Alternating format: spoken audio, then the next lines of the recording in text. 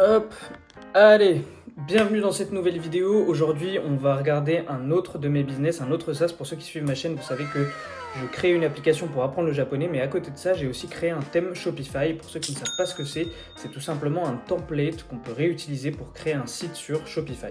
Et pour ceux qui ne connaissent pas Shopify, c'est une plateforme de e-commerce sur laquelle on peut créer une boutique pour vendre des produits. Alors je vais te montrer ce thème Shopify, on va même coder une fonctionnalité ensemble qui a été demandée par les utilisateurs, mais le sujet de cette vidéo c'est avant tout comment est-ce qu'on peut gagner de l'argent quand on débute dans le développement. Alors il y a plein d'objectifs différents, il y a plein de stratégies différentes du coup, mais personnellement j'ai choisi de me focus et je conseille à la plupart des gens de se focus sur la prestation de services et les produits qui sont liés au e-commerce et je vais m'expliquer, c'est très simple. Bon, le e-commerce, bien évidemment, c'est quelque chose qui est en expansion depuis des années. Ça va continuer d'être en expansion encore pour les prochaines années. On a plein de pays qui étaient en voie de développement qui maintenant commencent à devenir développés, parmi lesquels, en fait, on a la livraison qui va être améliorée. On a des systèmes de paiement qui commencent à maintenant s'implanter dans d'autres pays. Donc, du coup, ça augmente le nombre d'achats en ligne. Donc, globalement, ça augmente le nombre de sites et de boutiques en ligne. Plus il y a de demandes pour les boutiques en ligne, plus il y a besoin de développeurs ou de personnes qui vont créer ces sites. Il y a des agences, évidemment, qui se créent de plus en plus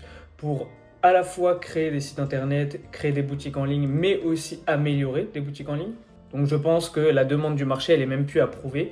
Maintenant, on va parler plutôt d'un point de vue technique. Je trouve que c'est très très simple de se lancer dans le développement en e-commerce. Pourquoi ? Parce qu'un e-commerce, c'est globalement HTML, CSS, JavaScript.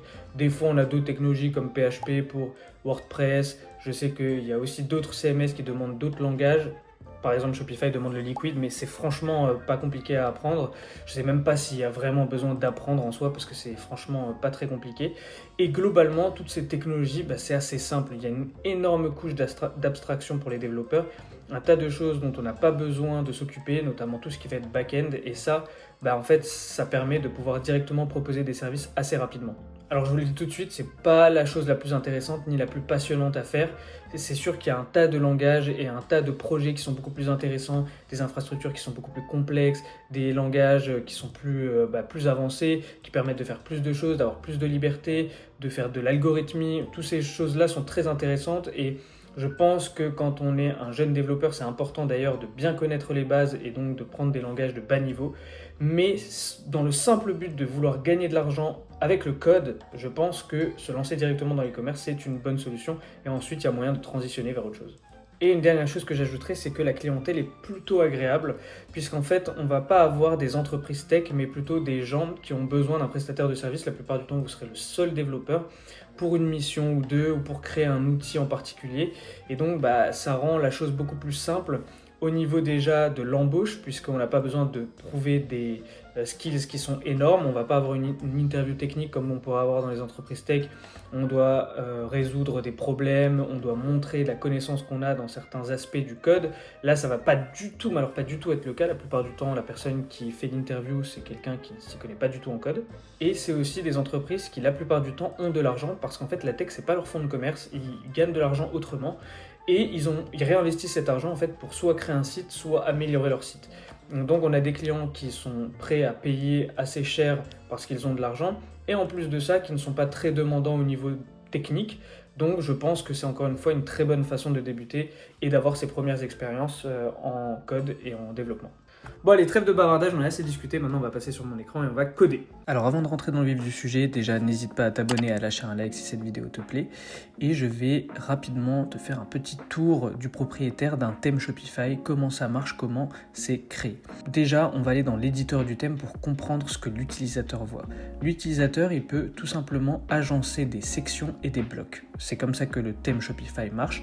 On peut ajouter une section, par exemple une section image et texte, où on va avoir une image qui va être à gauche et du texte à droite par exemple, ou inversement, justement on va voir ça dans les options plus tard. On a ensuite des blocs à l'intérieur de ces sections, et par exemple l'image c'est un bloc, le texte c'en est un autre, on pourrait avoir un bouton, on pourrait avoir un lien, et on a donc plein de blocs comme ça qu'on peut créer. On a aussi des paramètres, on va pouvoir changer la couleur de certains éléments, changer aussi la police d'écriture et plein d'autres paramètres qu'on va pouvoir justement déterminer au niveau du code du thème. Donc c'est là que tout prend son sens. On va pouvoir créer plein de sections avec plein de paramètres, ceux qu'on veut, et on va ensuite laisser l'utilisateur configurer son thème comme il le souhaite, configurer son site à partir de ces sections qu'il peut arranger de certaines façons et surtout ajouter des blocs différents pour chaque section, ce qui va permettre en fait à plusieurs utilisateurs d'un même thème d'avoir des sites qui sont totalement différents. Donc la plupart du temps, le travail d'un prestataire de service Shopify ou d'un créateur de thème comme moi, c'est tout simplement de créer de nouvelles sections, de créer de nouveaux blocs, d'ajouter de nouvelles fonctionnalités ou de nouvelles options, comme par exemple mettre plutôt l'image à gauche du texte plutôt qu'à droite du texte, et donc de laisser la possibilité à l'utilisateur de pouvoir choisir ça en cliquant sur une case, par exemple, en cochant une case pour inverser l'ordre,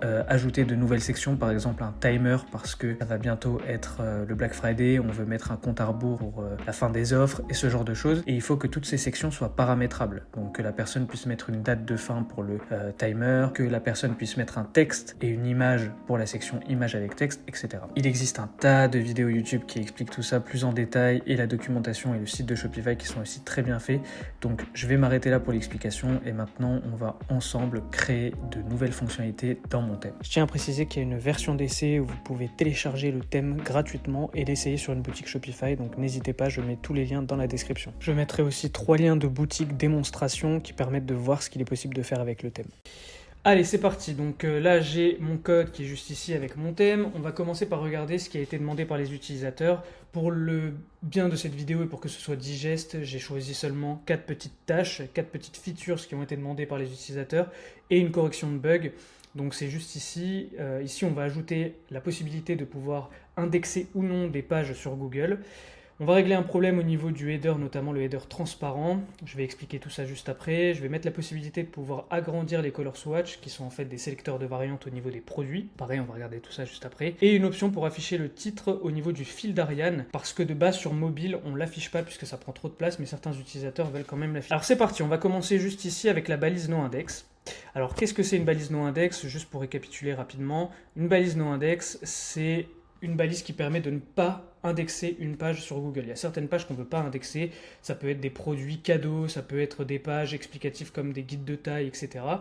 Et on ne veut pas forcément qu'elles soient indexées sur Google parce qu'on ne veut pas qu'elles cannibalisent le résultat de recherche. On veut plutôt que ce soit des produits où il y a une conversion dessus qui soit mis et qui soit indexé, référencé sur les moteurs de recherche, comme par exemple un produit, un best-seller. On voudrait avoir en première position sur Google et on ne veut pas que ce soit le guide détail.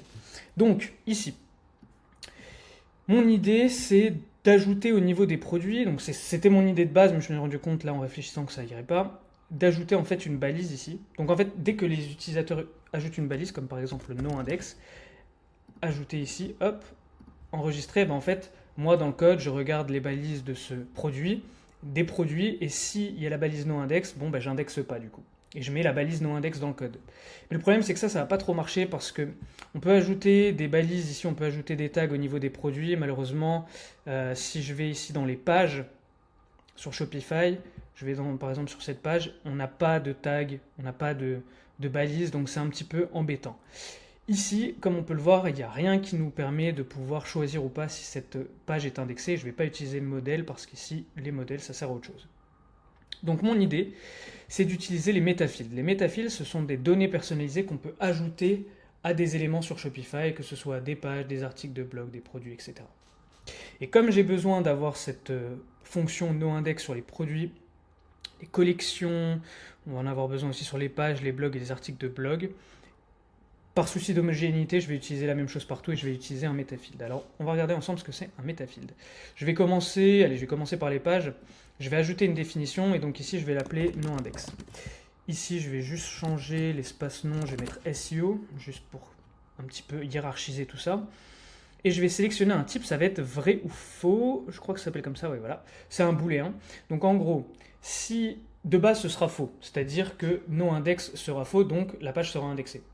Et si la personne ne souhaite pas indexer cette page, ce qui est rarement le cas, mais bon, dans certains cas on en a besoin, eh bien il faudra ici activer et mettre vrai pour cet attribut. Alors je tiens à préciser que tout ça, l'utilisateur malheureusement va devoir le faire sur sa boutique, il va devoir créer ici ce métafield, mais je vais faire une vidéo où on a tout un espace membre avec des tutoriels pour le thème, et je vais mettre une vidéo, je vais créer une vidéo où je vais expliquer comment tout ça marche. Ensuite, du coup je vais faire ça pour toutes les pages dont j'ai besoin, donc produits, blog, articles de blog, etc., collection, et je reviens juste après. Allez, c'est parti, j'ai fini de créer mes champs méta. Et maintenant, on va commencer à coder parce que c'est quand même, c'est quand même le but de cette vidéo. Donc là, je vais créer ma balise meta noindex. Donc ici, en name, je vais mettre robots parce que c'est les robots de Google. Et content, ici, noindex. Donc ça, c'est la balise noindex de base. Évidemment, nous, on ne veut pas qu'elle y soit tout le temps, on veut qu'elle y soit seulement dans le cas où la page a un metafield noindex qui est vrai. Donc là, ici, je vais ajouter une condition. Donc là, c'est toute la puissance du langage Liquid, qui est un langage de templating qui permet d'ajouter de la logique dans le code HTML et donc d'ajouter du dynamisme. Donc là, ici, je vais mettre une condition if. Je vais mettre if noindex. Donc noindex, ce sera une variable qu'on va définir juste après. Hop, voilà, des espaces, on va rendre tout ça beau. Donc là, voilà, évidemment, c'est souligné en jaune parce que cette variable n'existe pas. Donc là, ce que je vais faire, c'est que je vais créer un tag liquid qui me permet de mettre de la logique et de créer une variable en utilisant le mot-clé assign. Je vais utiliser noindex comme variable et je vais l'initialiser à faux.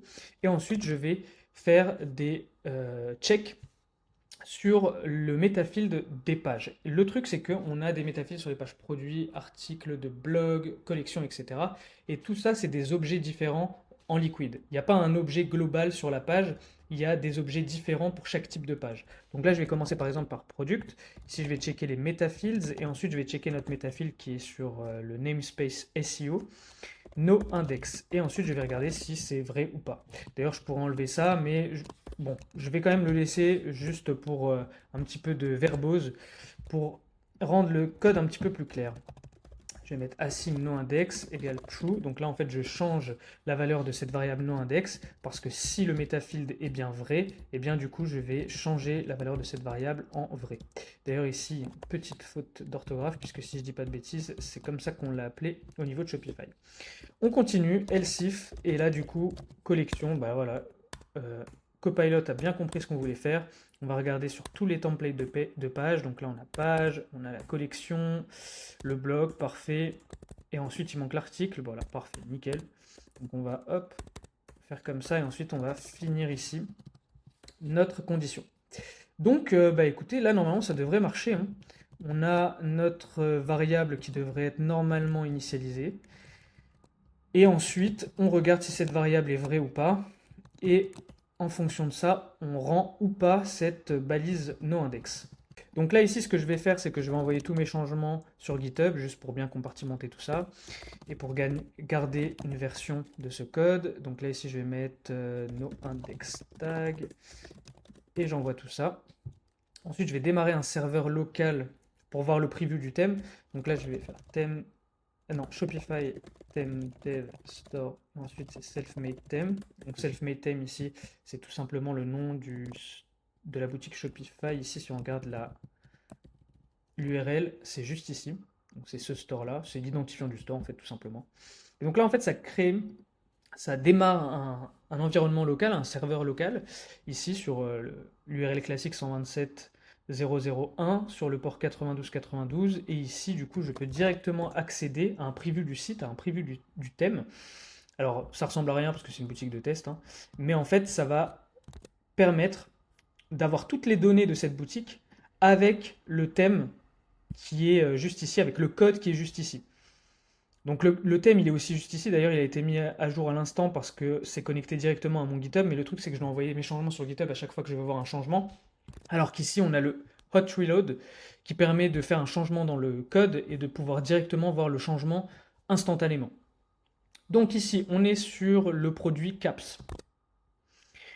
Sur CAPS, juste ici, juste avant de reprendre la vidéo, j'ai mis noindex sur vrai. Donc là, en fait, quand on clique ici, on a un nouveau champ méta.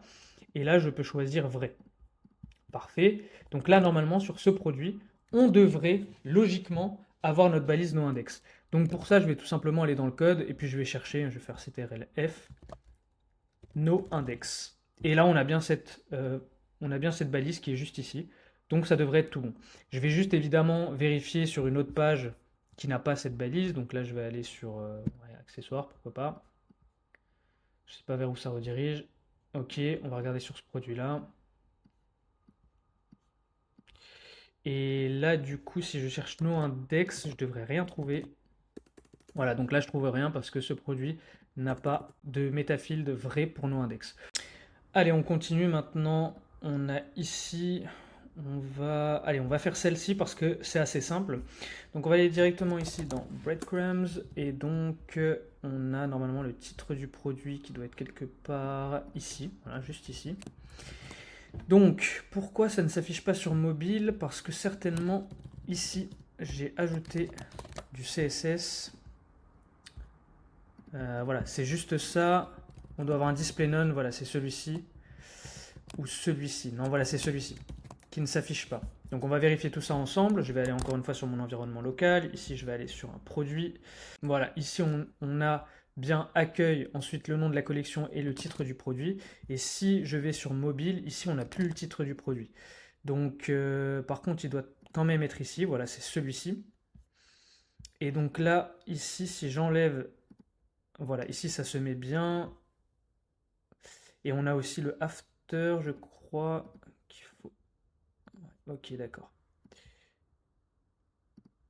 Ok, donc ici, tout simplement, on va ajouter une condition et on va ajouter une option. Donc je vais commencer par l'option ici, où je vais laisser le choix à l'utilisateur d'afficher ou non le titre du produit sur mobile. Donc là, ici, ça va être un type checkbox. L'identifiant, ça va être hide product mobile. Le label, ça va être une variable de traduction puisque le thème est en anglais et en français. Donc là, ici, je vais mettre, là, je vais mettre des sections, breadcrumbs, hide product mobile, label. Et ensuite, défaut, ça va être false. Alors, on n'a pas besoin de le mettre en général puisque c'est déjà faux par défaut. Et ensuite, ici, je vais mettre, je vais retourner ici, voilà. Et là, je vais ajouter une condition. Alors, je ne vais pas mettre d'espace au début. If section.settings, voilà. Endif, fini la condition. Et là, je vais mettre une classe seulement si cette variable est vraie. Cet attribut est vrai. Et je vais l'appeler par exemple bread. Non, je vais juste mettre hide mobile. Voilà. Ou alors, non, je vais plutôt faire breadcrumbs product hide mobile. Voilà. C'est un petit peu long, mais bon, pour respecter la BEM syntaxe, pour ceux qui savent, BEM, comme ça, BEM syntax, je pense que c'est mieux de faire ça comme ça. Et là, je vais bien sûr ajouter un espace. Comme ça, si cette condition est vraie, on ajoute un espace pour que ce ne soit pas collé à cette classe. Et on devrait être bon. Et ensuite, je vais prendre ça. Je vais retourner au niveau de mon CSS. Et au lieu de mettre ça, en fait, je vais garder ça. Je vais mettre ça devant. Ben là, c'est nickel. Donc ça marche puisqu'en fait, par défaut, c'est faux. Donc là, par défaut, cette condition est fausse, elle n'est pas remplie. Donc du coup, on ne cache pas sur mobile. Et donc là, on peut voir que si on va sur le preview, eh bien, on a bien le titre du produit sur mobile avec le petit slash juste ici. Alors maintenant, je vais ajouter tout ça sur GitHub. Donc là, hop, je vais ouvrir un nouvel onglet. Et là, je vais envoyer tout ça sur GitHub.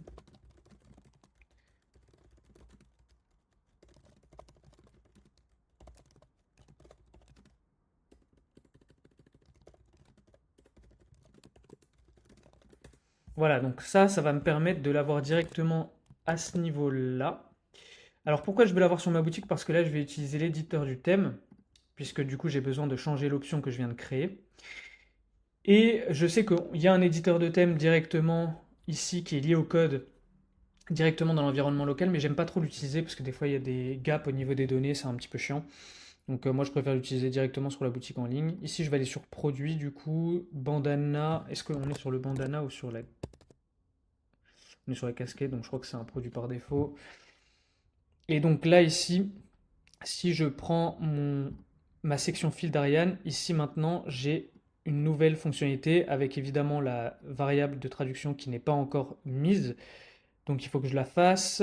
Mais là, en tout cas, on a le switch. Et donc là, si je suis sur mobile, on voit bien le titre du produit. Et normalement, si j'active ça, on ne verra plus le titre du produit. Voilà, c'est nickel, ça marche. Par contre, on veut aussi enlever ça.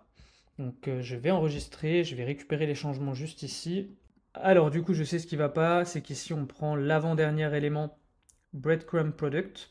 Le problème, c'est que comme on a ajouté cette classe sœur, puisqu'ici il n'y a pas d'espace, c'est une classe sœur, c'est-à-dire une classe qui est sur le même élément, ben en fait il n'y a pas d'avant-dernier puisqu'il n'existe qu'un seul élément qui peut avoir cette classe ici. Ce qui n'est pas le cas de breadcrumbs product qui est là et là. Donc du coup, ce que je vais faire, c'est que cette classe-là va devenir une classe parent. Donc là, je vais tout sélectionner, je vais juste ajouter un espace et ça va permettre de créer la parenté. Ici, c'est une classe mère de celle-ci. Et je vais changer ça et je vais le mettre sur l'élément parent, tout simplement. Donc l'élément parent, il est ici. Tac, tac. Non, l'élément parent, il est ici. Bon, là, maintenant, ça va marcher. Mais je suis en train de me demander si c'est une bonne façon de dire qu'on cache seulement le produit sur mobile, parce qu'au final, cette section breadcrumbs, elle peut être sur plein d'autres pages, des pages normales, la page de blog, etc. Donc dire qu'on cache le produit, ça marche pas trop. Je pourrais dire que c'est seulement pour la page produit, mais ça n'a pas trop de sens. Donc je vais plutôt modifier tout ça et dire qu'on peut cacher la page active, c'est-à-dire la page sur laquelle on est actuellement. Du coup là j'ai créé cette variable, je l'ai renommée un petit peu pour suivre encore une fois la même syntaxe. Je pense que c'est pas trop mal comme ça. Ici je vais enlever l'espace et on devrait être tout bon. Donc là maintenant je vais modifier ça au niveau de mon CSS. Ici je vais mettre ça. Et ça devrait être tout bon. Alors juste ici maintenant je vais ajouter une information pour bien expliquer ce que ça veut dire active, parce que c'est vrai que c'est en code on s'en sort, mais bon, c'est pas forcément intuitif ce que ça veut dire active pour les gens qui vont utiliser le thème. Donc maintenant, on va créer les variables de traduction. Donc là, ici, je vais aller dans anglais en premier, dans le schéma. Ici, on va aller chercher breadcrumbs. Et ici, alors là, maintenant, il faut que... Donc là, d'ailleurs, j'ai mis section breadcrumbs. Et là, il faut que je mette settings. On va organiser ça correctement. Puisque là, on est dans les settings. Je retourne sur ma variable anglais. Je vais d'ailleurs scinder l'écran, comme ça sera plus simple. Alors, ici, on va ajouter une virgule. On va ajouter ici settings, qui va être un objet. Cet objet va avoir hide active mobile, qui lui-même est un objet qui va avoir label. Et donc le label, ça va être hide active page on mobile. Ça m'a l'air d'être pas trop mal. Et en info, je vais mettre, voilà, parfait, ça c'est nickel. Copilot est vraiment incroyable. Donc là maintenant je vais copier ça et je vais faire la même chose pour la traduction française. Donc là je vais aller chercher ici breadcrumbs, juste ici. Je vais ajouter une virgule, je vais ajouter ça. Et là, masquer le dernier élément sur mobile. Je vais mettre masquer la page active sur mobile. Et là ensuite je vais mettre masquer le dernier élément du fil d'Ariane sur les appareils mobiles. Voilà, là c'est parfait, c'est très bien expliqué. Là maintenant je vais enregistrer sur les deux, je vais enregistrer ici, j'enregistre un petit peu partout. Et donc là je vais envoyer mes changements sur GitHub, je vais juste tomber ma tête, voilà, hop.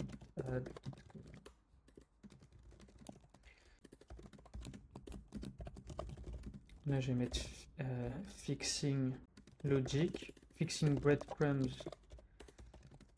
logic, and adding translation variables. Voilà. Ah, donc là, il y a eu des changements sur le thème, donc ça a changé le fichier sur GitHub. Donc là, maintenant, il faut que je récupère les changements et ensuite que j'envoie les miens pour éviter les conflits. Et donc là, je vais réactualiser. Normalement, ici, on devrait avoir les variables de traduction. On va plus avoir ce problème avec le slash. On devrait être pas mal. Ok, donc là, masquer la page active sur mobile. On a ici notre petite info ici, donc c'est parfait. Et si j'active, voilà, là, ça marche nickel. Là, c'est parfait. Et ça devrait marcher normalement sur toutes les pages, pas que sur la page produit. Donc bah, là, on est tout bon. Allez, il nous reste deux tâches. Je pense que celle-ci, on va la passer pour cette vidéo parce qu'elle n'est pas très intéressante honnêtement, mais celle-ci, pourquoi pas. J'ai pas envie que la vidéo soit trop longue, donc bon. Alors, c'est parti. Donc on veut rendre les color swatch un petit peu plus gros. Si on regarde ici au niveau du thème, les color swatch, on les a au niveau de la page produit. Et donc là, si je vais ici sur bandana, normalement on a les color swatch qui sont juste ici. Et on peut les changer au niveau des informations produits, du sélecteur de variantes. Et donc ici on peut afficher les color swatch. Et on a un petit peu plus d'informations et un peu plus d'options au niveau des color swatch dans les paramètres du thème. On peut choisir ici leur format. Je suis en train de me demander si... Je pense que je vais ajouter ça ici. Mais il faut savoir qu'en fait, les color swatch ne sont pas que ici.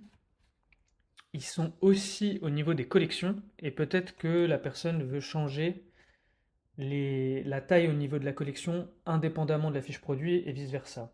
Donc je vais peut-être pas mettre ça ici. Je vais plutôt le mettre au niveau de la page produit et de la page de collection. Ouais, on va faire ça comme ça. Je vais juste regarder rapidement au niveau de la page de collection. Ah non, je crois que c'est pas au niveau de la page de collection, c'est ça le problème. C'est que c'est au niveau ici des color swatch. Ici, je peux afficher les images de variantes. Non, afficher les color swatch sur les cartes produits. Voilà, c'est ça. Donc vous voyez, en fait, c'est une grosse partie du travail de développeur qui est de penser à la bonne façon d'implémenter quelque chose pour que ce soit à la fois bien dans le code, que ce soit efficace au niveau en termes de performance et de plein d'autres raisons, mais aussi surtout pour l'utilisateur. Qu'est-ce qui va être le plus intuitif? Qu'est-ce qui va lui laisser le plus de possibilités? Est-ce qu'il faut laisser beaucoup de possibilités ou pas? Parce qu'il ne faut pas non plus perdre l'utilisateur à travers trop d'options. Donc bah là, je serais tenté de mettre ça quand même ici, même si je sais qu'il y a des gens qui vont dire ah ouais, mais j'ai envie qu'il soit petit dans la collection, qu'il soit gros sur la fiche produit. Ouais, mais si on met en fait des sélecteurs à deux endroits différents, un dans les settings, un sur la fiche produit, les gens vont pas comprendre. Ils vont dire ah oui, mais j'ai changé sur ici, mais en fait ça change pas sur la fiche produit. Et vice versa, j'ai changé sur la fiche produit, mais du coup ça change pas. Comment je fais pour changer pour la collection? Donc en fait il y a un petit dilemme. Au vu du nombre d'options qu'on a dans le thème, il y en a énormément, vraiment il y a beaucoup de sections, beaucoup de blocs, ça devient trop presque. Je pense que je vais pas ajouter encore une fois une option à deux endroits différents, je vais tout mettre ici.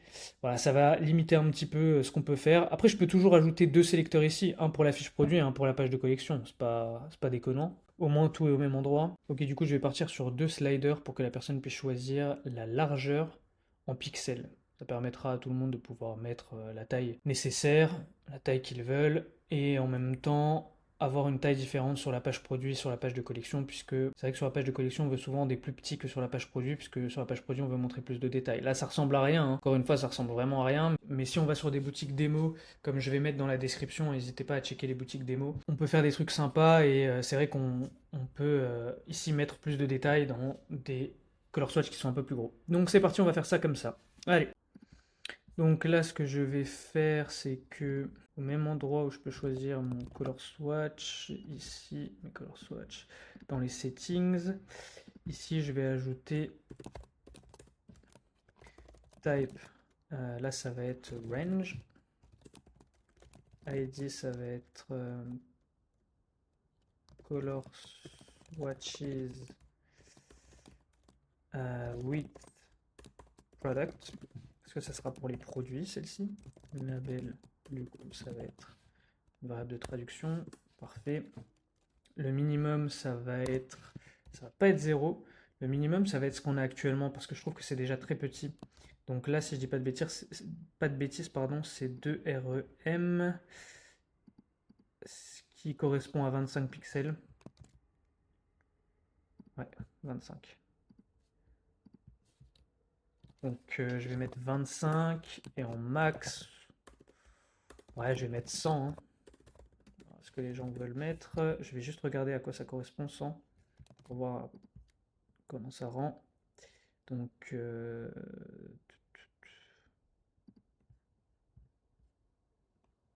juste ici, on va mettre 10.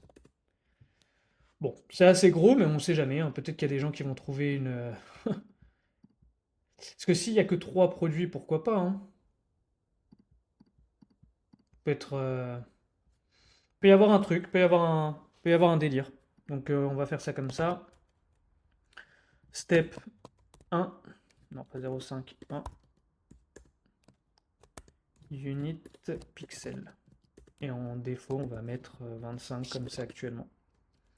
Ça m'a l'air d'être pas trop mal. Je vais juste ajouter une info ici parce que je vais quand même bien expliquer que c'est seulement pour la fiche produit.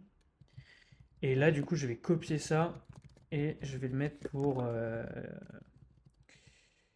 En fait, plutôt celui-ci, je vais mettre card.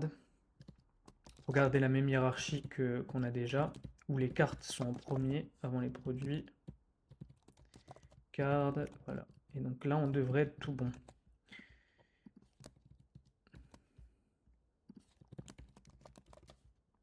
Là, au même endroit que Color Swatches, qui est juste ici. Donc là, on est sur la Product Variant Options. Je vais ajouter Color Swatches Width. Et ça va être Settings, Color Swatches Width Product. Puisque là, on est sur la fiche produit. Et là, au niveau des Color Swatch, on sera au niveau de on sera au niveau des cartes. Là, je vais juste mettre ça comme ça. On va organiser un petit peu tout ça. Et là, je vais mettre Color Swatches with Card. Et là, ça va être Settings, Color Swatches with Card. Je vais juste chercher ça pour voir si ça matche bien. Ouais, ça matche bien. Donc là, c'est nickel. Et là, pareil, je vais regarder à ce niveau-là. Ouais, c'est tout bon. Juste pour voir si j'ai pas fait une faute d'orthographe. Donc là, on est tout bon.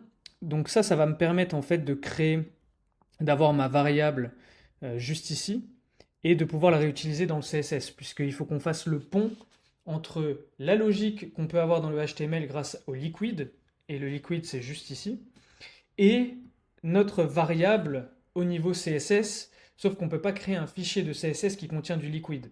Donc en fait si c'est possible, mais c'est pas vraiment, je trouve que c'est pas très élégant. Je préfère vraiment séparer les deux. On peut créer des fichiers qui s'appellent, si je dis pas de bêtises, par exemple là j'ai base.css, mais là par exemple je peux mettre exemple.css.liquid. Et je trouve que c'est moche. Donc moi j'aime pas trop faire ça. En plus je crois que c'est pas ce qui est recommandé. C'était le cas avant, mais ça a changé entre temps. Il y a eu des mises à jour et tout. On peut toujours le faire, mais c'est pas recommandé si je dis pas de bêtises. Pour des histoires de performance et puis même encore une fois de compartimentation du code. Donc là moi je vais rester sur ça. Je vais garder toute la logique dans le HTML, enfin dans le liquid. Ici puisqu'on est dans un fichier liquid. Et je vais prendre ma variable ici et ensuite, bah, du coup, je vais travailler ça. Donc là, au niveau de section main product, c'est sur la fiche produit. Donc c'est ce qu'on a ici. Donc là, au lieu de mettre ma taille, ma largeur, comme c'est le cas ici, je vais mettre... Alors là, déjà ici, attends, est-ce que je vais pas mettre... Ici, je vais mettre pixel. Je vais directement mettre le pixel juste ici. Faire pareil dans Color Swatch Width. Voilà, là j'ai pixel, c'était ce que je viens de mettre, et là je vais mettre pixel aussi. Comme ça, on est tout bon. Et là maintenant, au lieu de mettre ça, donc là, alors je vais déjà commencer par le produit. Au lieu de mettre ça, je vais mettre ma variable, donc variable Color Swatches Width. Et je vais faire exactement la même chose. Alors là, pour l'image, par contre, c'est fixe.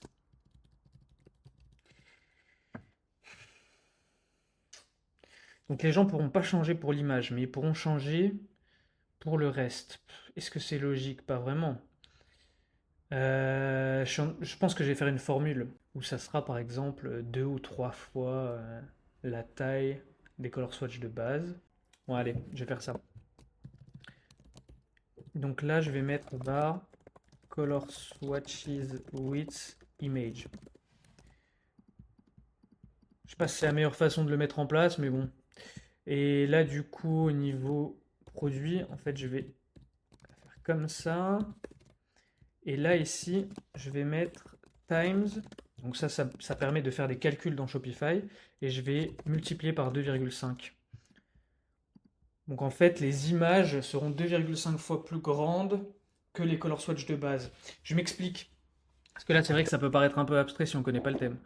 En fait, ici, au niveau du sélecteur de variantes, je peux soit afficher le sélecteur de variantes de cette façon avec des couleurs que je peux définir dans les metafields, soit je peux afficher les images de variantes. Et là, en fait, ça va mettre les images des variantes directement, c'est-à-dire ce qui est ici. Et donc, ça ressemble à ça. Et en fait, bah là, on peut voir que c'est directement beaucoup plus gros, puisqu'en fait, c'est des images, donc il y a plus de détails, donc on a besoin de voir ce qui se passe. En fait, l'utilisateur, là, il va pas se dire, ah, mais attends, je suis en train de choisir 50 pixels, mais on dirait que ça fait 125. Non, ils vont juste bouger le curseur pour que ce soit gros ou pas gros, et ils vont arbitrairement choisir, ah, bah, ça c'est pas trop mal, ça rend bien, peu importe c'est combien de pixels, on s'en fout au final. Donc, je pense que je vais faire ça comme ça. Là, je vais mettre image, parfait. Et là, je vais faire exactement pareil du coup pour notre tac tac tac ici color swatch. Donc là, je vais dupliquer ça. Card. Alors d'ailleurs ici là c'est pas bon ça, je vais enlever. Et là je vais mettre color swatch width image. Et là ça sera times 2,5. Ok, parfait. On devrait être pas trop mal. Il faut que je fasse les variables maintenant de traduction. Donc variable de traduction, ici je vais prendre ça. Je vais aller dans anglais, puisque ce sera à peu près au même niveau. Voilà.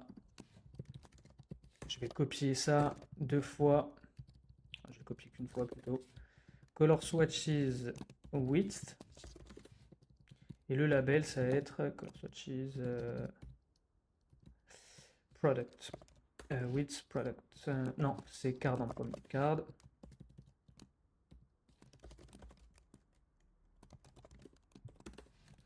Et là, je vais mettre une info. Je ne sais pas ce que je vais mettre encore. Je vais voir si GitHub Copilot me propose quelque chose. Width of the color swatch on product cards. Je vais mettre outside. Non, je vais pas mettre. C'est outside of the product page. Un truc comme ça. Non. Ouais, non, c'est bien comme ça. Allez, c'est bien. Hop, je vais mettre comme ça. Je vais dupliquer ça. Et là, maintenant, ça va être product. Color swatches product. Width of the color swatches on the product variant selection. Voilà, on va faire un truc comme ça. Là, maintenant, je vais mettre ça pour le français. Juste ici.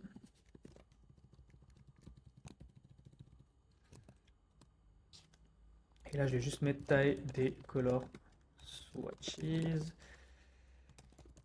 Carte produit.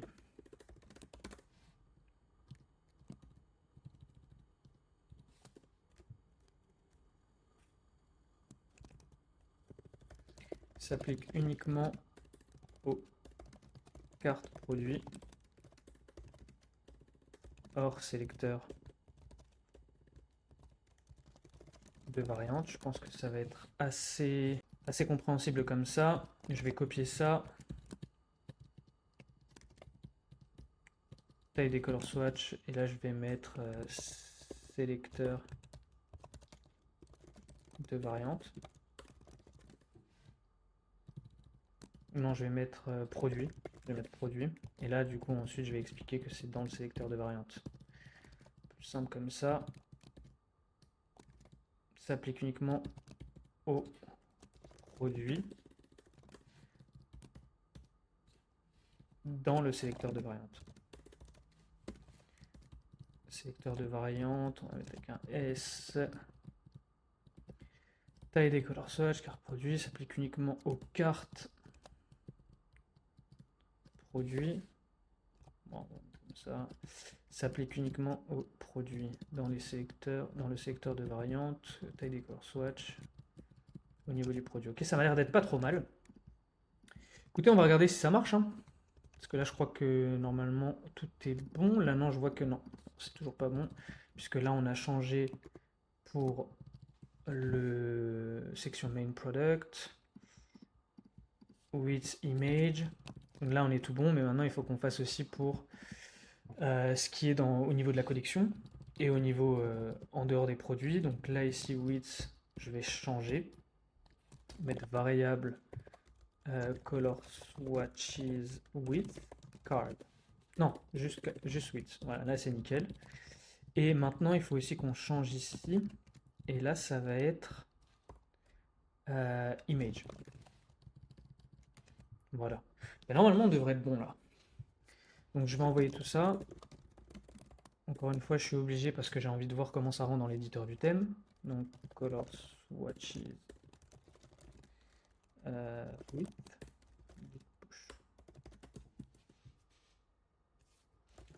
des changements.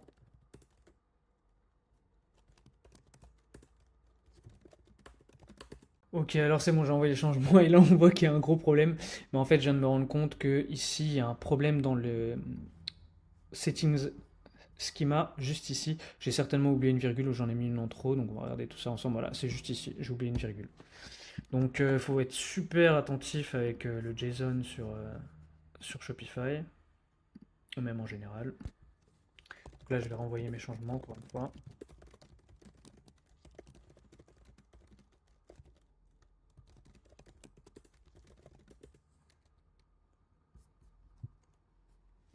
On va réactualiser. Ok, donc là, c'est plutôt pas mal, puisqu'on a ce qu'on avait à la base. Et de toute façon, c'est ce qu'on a mis en défaut. On a mis 25 pixels. Donc maintenant, on va aller dans les paramètres du thème ici. Et là, on a nos nouveaux sélecteurs. Tout a l'air de bien marcher au niveau des variables de traduction. Donc là, taille des color swatch pour la carte produit. Ben, je vais essayer d'augmenter. On va mettre 54 pixels. On va voir ce que ça donne. Et ça change pas. Ben, c'est normal, c'est les cartes produits. Je suis trop bête. C'est au niveau du produit. Voilà, exactement le genre de truc que les utilisateurs vont bugger dessus. C'est pour ça que je voulais mettre seulement un sélecteur. Même moi, je me suis trompé. Bon, bref. En tout cas, ça marche. Et juste volontairement, je vais mettre un truc hyper gros. Je vais diminuer ça à 30, 34, voilà. Et là, je vais mettre un truc hyper gros pour qu'on voit si ça marche au niveau des autres produits. D'ailleurs, je crois que si je descends ici, est-ce que j'ai pas des produits en vedette? Non. Ok, on va aller maintenant dans la collection pour voir si ça a bien marché. Ça a bien mis 88 pixels en dehors de la page produit. Ouais, ok, c'est juste ici, oui, ça a l'air de bien marcher. Bon, c'est ridicule de mettre un truc aussi gros, mais bon, je sais qu'il y a peut-être des gens qui vont trouver des cas d'utilisation, parce qu'il y a certaines niches où ça passe bien d'avoir des gros color swatch, donc on verra. En tout cas, pour le moment, on va laisser ça comme ça, on va laisser le choix aux utilisateurs et on verra ce que ça donne, on verra ce qu'ils font avec, s'ils ont des problèmes, etc. Mais là, moi, ça m'a l'air d'être plutôt pas mal. Écoutez, je pense qu'on peut arrêter cette vidéo ici. On a tout ce qu'il faut. Donc voilà comment je mets en place de nouvelles choses sur le thème. Encore une fois, hein, là c'est très fouillis, mais vous pouvez aller voir les boutiques de démo qui sont dans la description pour voir tout ce qu'on peut faire avec le thème. On peut vraiment faire des très belles boutiques. Je suis vraiment convaincu que c'est un bon thème avec plein de fonctionnalités, tout ce qu'il faut en fait pour avoir une belle boutique e-commerce. Donc n'hésitez pas, si vous avez des questions en commentaire, n'hésite pas à me dire si cette vidéo t'a plu. Et je te dis à bientôt pour la prochaine vidéo.